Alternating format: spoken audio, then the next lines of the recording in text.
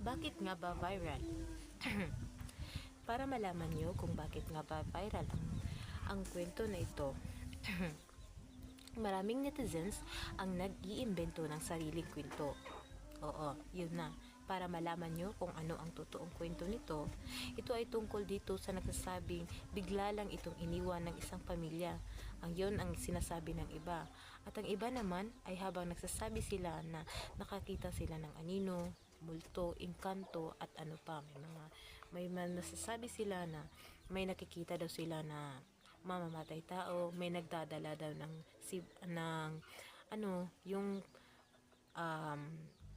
iwan ko ba kung ano yun, basta yung ginagamit na yung parang nasa movie na parang ginagamit nila ang photo para naman lang maggagawa nila ng video, pero parang editing ang lahat ng iyon.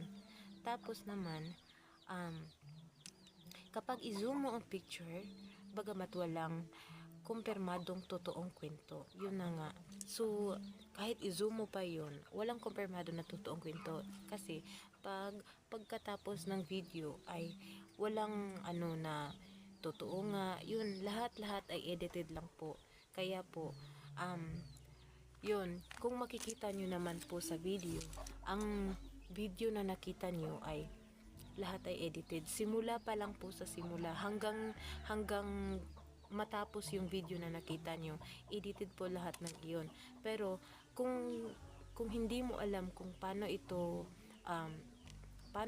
titingnan, ikaw tingin ka lang ng tingin, hindi mo malalaman kung totoo ba ito o hindi.